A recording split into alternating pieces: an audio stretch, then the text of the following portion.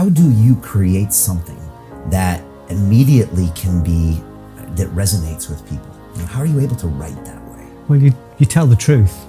I remember when I was suffering with depression, when I was younger, I was married, got young children, very depressed, trying to read books and trying to find out what was wrong with me. I was tortured by depression. I remember looking at books and reading things and thinking I need to find the truth, and none of them were giving me the truth. I was reading stuff and thinking, this isn't honest. They're not telling the truth here. I need someone to tell me why I feel like this, and they weren't doing it. And I remember thinking way back then, when I find the truth, I'm going to tell everybody. So when I eventually did go on the doors and confront my fears, and I built a pyramid of fears and climbed up it and became a bouncer. When I found the truth, I decided I'm going to write a book and I'm going to tell the whole truth. And I remember my elder brother Ray, who was also a writer, he read the first draft of Watch My Back and he said to me, "Are you sure you want to release this?" And I said, "Why?" And he said, "Because you're so vulnerable in this." And I said, "Yeah, but what's the point of doing a book if I can't be vulnerable? Who's it going to help if I can't be vulnerable?" I didn't realise, Brian, but I'd actually triggered on the secret to the tree of life. There's an old saying in Judaism that says, the master sets the table for the servant before he eats himself. In other words, if we want to know something, if we want to find something, find somebody that needs it more than us, and it will be given to you. So we receive in order to share.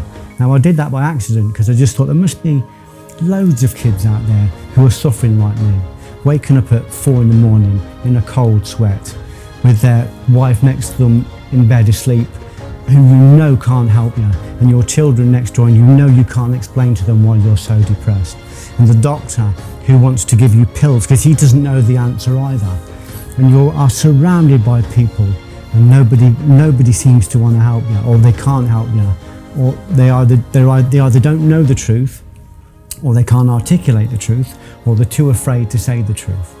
So I had to have the courage to tell the truth. That's all I do, really. I pick up on the rhythm of Coventry's a very poetic city.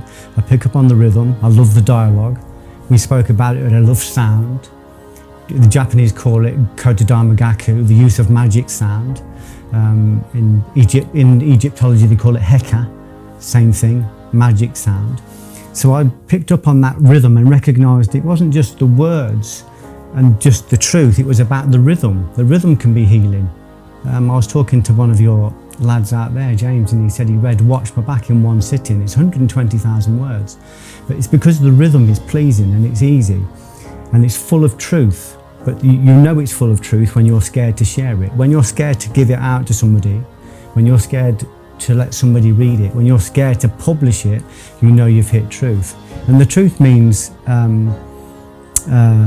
going inside yourself like a pin in a crab shell and pulling out the last vestments of sin or error or duplicity or fear, whatever it is that you're hiding from, whatever it is that's inside you, whatever parasite's in there, you find it, you pull it out, and you transfer that onto the page. You transfer the truth, and it becomes, you transferring the material into the spiritual. You're transforming the dark into the light. So I was taking all of these fears, all of these depressions, all of these kind of conflicting, divided voices, and I was putting them onto the page. I was exposing them to light, and I was giving them life outside of me.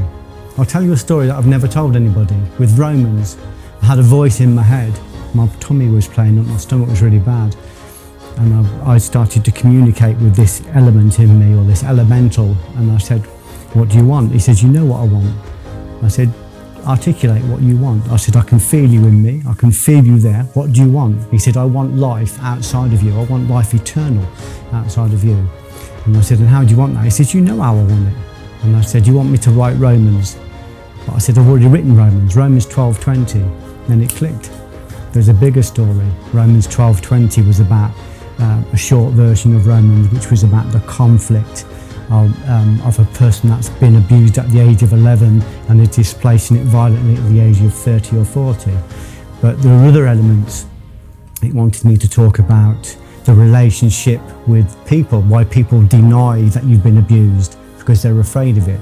the police, maybe family, maybe friends, maybe this internal voice that says you're getting a lot of mileage out of this, aren't you? And it wanted life outside of me. So I was working with Paul and Ludwig Shamazian, who, as you know, I love, a visionary, and they wanted to give me notes. And I said, I don't want any notes. I don't need any notes. This element inside me knows what it wants to say, and I'm going to bring it out and I'm going to say it. And I'm going to put in all the things that I'm afraid to put in, the things that I'm afraid for my wife to read, the things that I'm afraid for my agent to read, the things that I'm afraid to put out into the public. I'm going to put the whole lot down.